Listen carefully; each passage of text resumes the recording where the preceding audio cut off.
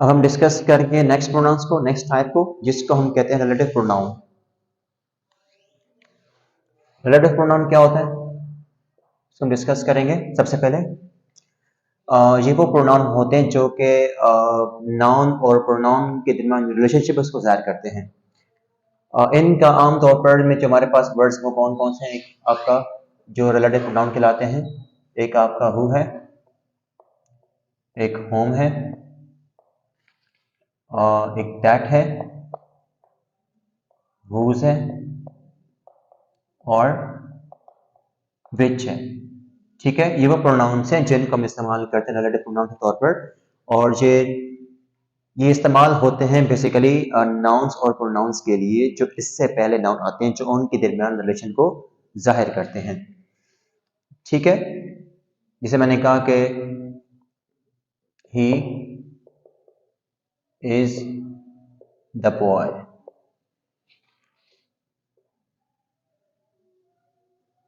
Who help me, who help me. इसका मतलब क्या कि ये वो लड़का है जिसने मेरी हेल्प की थी। इस सेंटेंस में जो है हम हु को इस्तेमाल करें एज अ पर्सन, जो कि एज अ सब्जेक्ट इस्तेमाल हो रहा है। ठीक है, हम जब आप सेंटेंस के अंदर हु के बारे में फाइंड आउट करते हैं या हु के बारे में बता रहे होते हैं कि आपका सब्जेक्ट कौन है, किसने काम किया, तो जब भी आपने सब्जेक्ट के बारे में मालूमात देनी हो तो हु का इस्तेमाल करते हैं। ठीक है, होम का इस्तेमाल भी हम करते हैं आमतौर पर है कि होम बेसिकली वो भी पर्सन्स के लिए होता है, लेकिन होम वाले जो केस है उसमें हम ऑब्जेक्ट के बारे में बता रहे होते हैं। फॉर एग्जाम्पल मैंने कहा Ali is the person home I invited at the party. Ali वो लड़का है जिससे, यहां हम बता रहे हैं ऑब्जेक्ट के बारे में, जिससे मैंने इनवाइट किया था पार्टी में। किसे? अली को। तो यहां हमने बताया कि हमारा सब्जेक्ट कौन है और जिसने हमारी हेल्प की थी, और यहां हम होम का इस्तेमाल करें एज ऑब्जेक्ट। तो ये बात आपके ज़हन करनी है, जो हमारे पास हु है एंड होम है, दोनों का इस्तेमाल हम करते हैं पर्सन्स के लिए। इसके अलावा जो हमारे पास दैट है, दैट का इस्तेमाल दोनों के लिए होता है। हम दैट को यूज करते हैं समथिंग यानी किसी भी चीज के लिए, and second we use it for somebody यानी कि पर्सन्स। ठीक है, जब आप पर्सन्स के लिए भी इस्तेमाल करते हैं दैट को और समथिंग के लिए।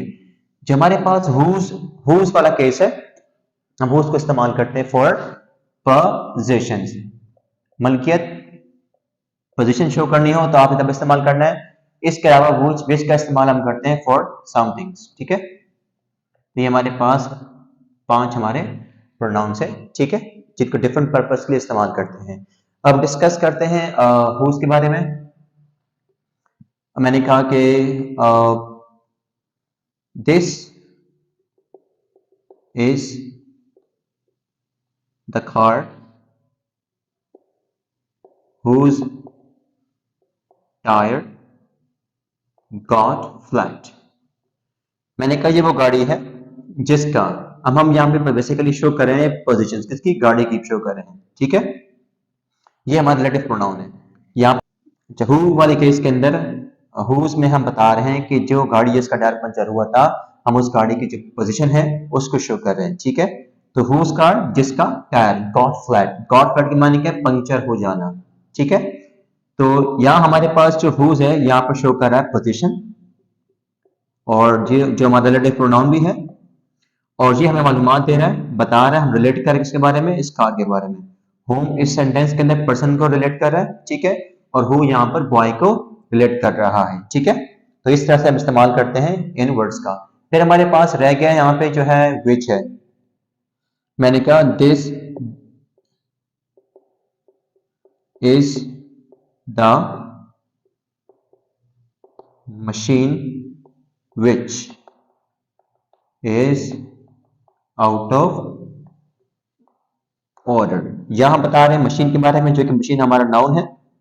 ठीक है, और यहां पर जो है विच है समथिंग, मशीन के बारे में बता रहे हैं विच के अंदर, विच यहाँ पे मशीन को रिलेट कर रहा है। ठीक है, तो ये रिलेटिव हमारा प्रोनाउन है और जिसका हम इस्तेमाल करते हैं फॉर समथिंग। ठीक है, ये हमारा नाउन है यहाँ पर। ठीक है, कार भी आपका नाउन है, पर्सन भी आपका नाउन ही है और बॉय भी आपका नाउन है। तो रिलेटिव प्रोनाउन जो हमारे होते हैं वो सेंटेंस से पहले इन प्रोनाउंस इन प्रोनाउन से पहले हम आमतौर पर नाउन या प्रोनाउन का इस्तेमाल करते हैं जो कि इनको रिलेट कर रहे होते हैं। तो ये सारे जो हमारे पास वर्ड्स गिवन हैं ये रिलेटिव प्रोनाउन कहलाते हैं, ठीक है, जो सेंटेंस के अंदर डिपेंडेंट क्लॉज को भी इंट्रोड्यूस करवाते हैं। नेक्स्ट जो हमारी टाइप है प्रोनाउंस की वो कौन सी है? Distributive pronounce. डिस्ट्रीब्यूटिव प्रोनाउंस जो सेंटेंस में हम इनका इस्तेमाल करते हैं ये वो प्रोनाउंस होते हैं जो हमें किसी भी पर्सन और थिंग्स के बारे में जब आप एज अ इंडिविजुअल या कलेक्टिवली यानी उनका फर्दर या अलग अलग एक सिंगल पर्सन और थिंग के तौर पर या आप इनको कलेक्टिवली मजमूई तौर पर जब आप बताते हैं या डिफाइन करते हैं हम उनका इस्तेमाल तब करते हैं, ठीक है। जब आप पूरे ग्रुप से when you want to refer to the person or things individually or collectively, हम in that case we use distributive pronouns, ठीक है। अब हमारे पास distributive pronoun कौन कौन से होते हैं? वो ये है हमारे पास जैसे कि each है, ठीक, either है,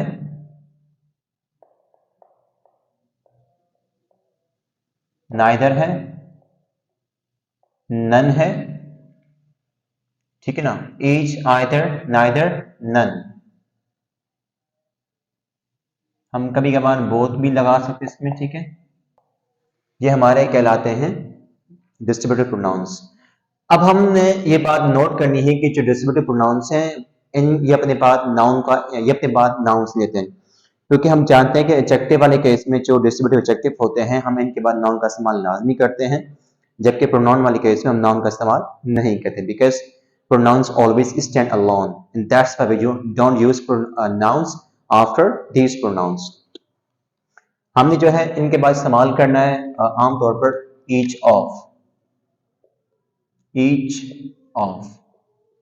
ठीक है। अब each of क्या है? हर एक, यानी कि अगर आप किसी भी इंसान या पर्सन ग्रुप्स के बारे में अलग अलग डिफाइन करना चाहते हो तो वह हम इस्तेमाल करेंगे each, हर एक के लिए, मतलब हर एक के लिए अलग अलग। मैंने कहा each of the boys are intelligent in the class। यानी हमारे पास देखें एक चीज आपने नोट अटेंशन करने की, ईच हमेशा अपने बाद सिंगुलर वर्ब लेता है, ठीक है। तो यहाँ आपने इसका इस्तेमाल करना है, ठीक है। मैंने बाय मिस्टेक आर लगा दी, तो आपने एक बात अटेंशन करनी, ईच, आइदर, नाइदर और नन। ये हमारे पास चार वर्ड है जो कि हमेशा अपने पास सिंगुलर वर्ब लेते हैं। तो इनके बाद जो है हम आमतौर पर सॉरी नन को छोड़कर, ठीक है, नन का थोड़ा सा एक अलग केस है। नन वाले केस में जो है ग्रामेटिकली कुछ जगह हम प्लूरल वर्ब यूज करते हैं और कुछ जगह हम सिंगुलर वर्ब का इस्तेमाल करते हैं। दोनों भी सही है, आप चाहें तो सिंगुलर वर्ब यूज करें या फिर plural, that is up to you, ठीक है। तो ईच वाले केस में आपने हमेशा सिंगुलर वर्ब का इस्तेमाल करना है। मैंने कहा each of the boys, class में जितने भी लड़के हैं उनमें से हर एक अलग अलग, ठीक है ना, उनकी बात हो रही है कि हर एक लड़का ज़हीन है। तो जितने भी बॉयज हैं उनमें हर एक लड़की की बात हो रही है, इंडिविजुअली हम उनकी बात कर रहे हैं, ठीक है, हम कलेक्टिवली बात नहीं कर रहे हैं।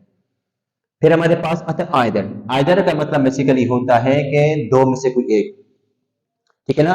When you have two choices and you have to choose only one, we use either, मतलब कि दोनों में से कोई एक, ठीक है। मैंने कहा either of the students can get this ticket, ठीक है। लेट सपोज हमारे पास दो स्टूडेंट्स हैं, हमारे पास कितने हैं? दो स्टूडेंट्स हैं। अब उनमें से किसी एक को टिकट मिल सकता है, तो मैंने कहा कि दोनों में से कोई एक टिकट हासिल कर सकता है, यानी हमारे पास जो है इस वक्त दो हैं चॉइसेस। जब दो चॉइसेस में से किसी एक का इंतखाब करना हो तो हम वहां पे इस्तेमाल करते हैं आइदर, जबकि इसका जो नेगेटिव हो नाइदर है। नाइदर क्या है? दोनों में से कोई भी नहीं, दोनों में से कोई भी नहीं, ठीक है ना। मैंने कहा neither of them is ready to confess. मैंने कहा कि जो दो लोग हैं उनमें से कोई भी तैयार नहीं है कन्फेस करने के लिए, ठीक है। तो जब हम ये बात कहना चाहें कि उन दोनों में से कोई भी एक नहीं है, दोनों में से कोई भी नहीं है, तो इस टाइप के हम सेंटेंस के लिए इस्तेमाल करते नजर आओ, ठीक है। व्हेन यू हैव जब आपके पास बिल्कुल चॉइस ना हो, ठीक है ना। अगर आप दो लोगों की बात करते हैं, दो में से कोई भी नहीं, जब दो लोगों की आप बात करेंगे उन दो में कोई भी इंसान इसमें इन्वॉल्व नहीं है, तो वहां हम इस्तेमाल करेंगे नन, ठीक है ना।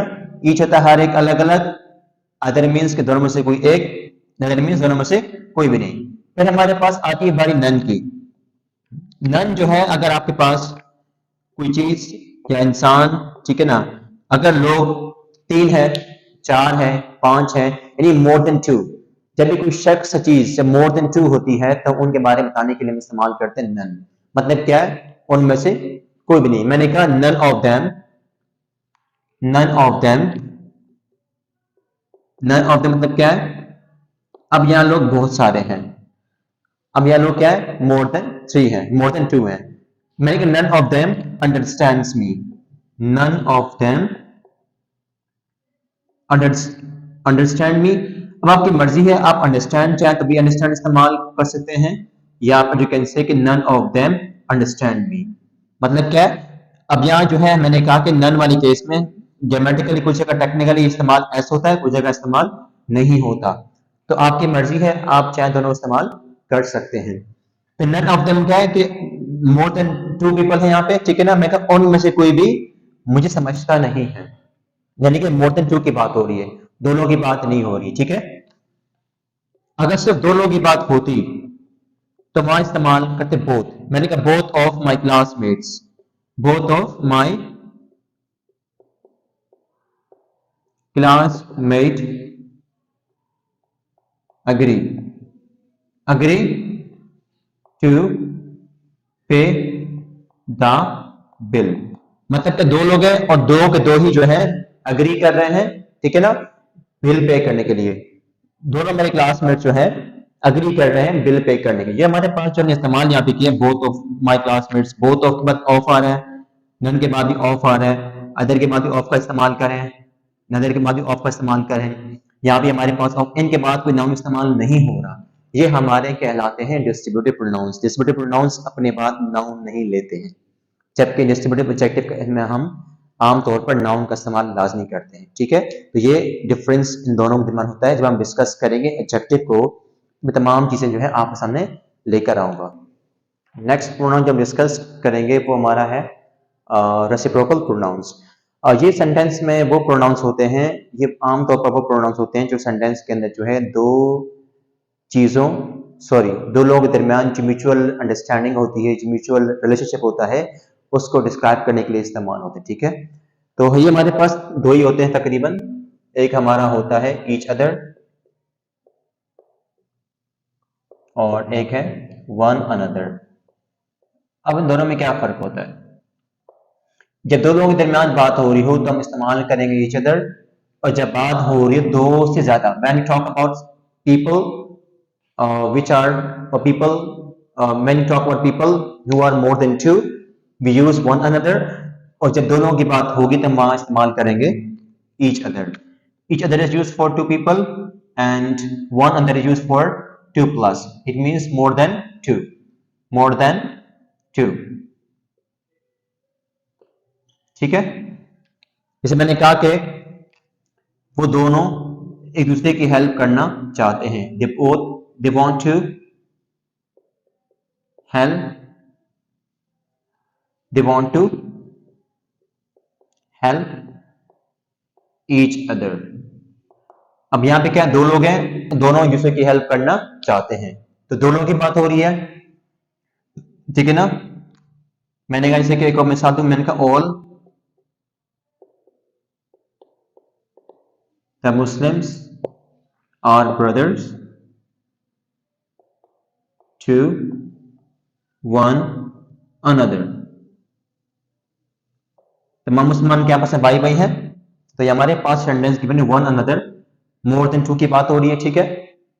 जब आप मोर देन 2 की बात करेंगे दो से ज्यादा लोगों की बात करेंगे तो आपने इस्तेमाल करना है वन अनदर। लास्ट जो टाइप्स हमारी प्रोनाउंस की है वो क्या है? Pronouns of number and quantity. ये बिल्कुल भी एडजेक्टिव की तरह होते हैं, लेकिन हम भी इनके बाद नाउन का इस्तेमाल नहीं करेंगे, ठीक है। नंबर्स क्या है? तादाद, और क्वांटिटी हमारे पास क्या है? मिकदार, ठीक है। ये हमारे पास मैनी है, मच है, फ्यू है, लिटिल है, फ्यू है, ये सारे हमारे कहलाते हैं pronouns of number and quantity वगैरह, ठीक है ना। मैंने कहा जैसे कि the candidates found the test difficult, many could not finish it। अब आप देख सकते हैं कि हमारे पास जो मैनी है, मैनी के बाद हमने कोई भी नाउन इस्तेमाल नहीं किया। यहाँ पर जो मैनी है क्वांटिटी शो कर रहा है, ये हमारा कहलाएगा प्रोनाउंस ऑफ नंबर और क्वांटिटी, ठीक है। मैंने कहा जैसे कि bought books, I bought books last month. मैंने कहा कि a few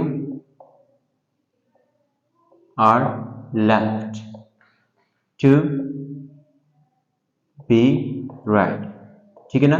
मैंने कहा मैं लास्ट मंथ मैंने बुक्स परचेज की थी, उनमें से कुछ बुक्स ऐसी हैं जो अभी तक पढ़ना बाकी है, ठीक है, जिनके मैंने अभी तक पढ़ना नहीं है। तो यह हमारे पास देखें कि a few के बाद मैंने कोई भी नाउन इस्तेमाल नहीं किया, तो ये हमारा कहलाता है pronouns of number and quantity. इसके अलावा जो है, अगर आपके माइंड में टाइप्स ऑफ प्रोनाउंस को लेकर कोई क्वेश्चंस है, कोई क्वेरीज, तो आप मुझे कमेंट बॉक्स में बता सकते हैं। मैं आपको हर तरह से अकोमोडेट करने की कोशिश करूंगा और आपके हर सवाल का जवाब दूंगा। इसके अलावा अगर आपके माइंड में कोई क्वेश्चंस है, आप मुझे कमेंट बॉक्स में बता सकते हैं। Thank you.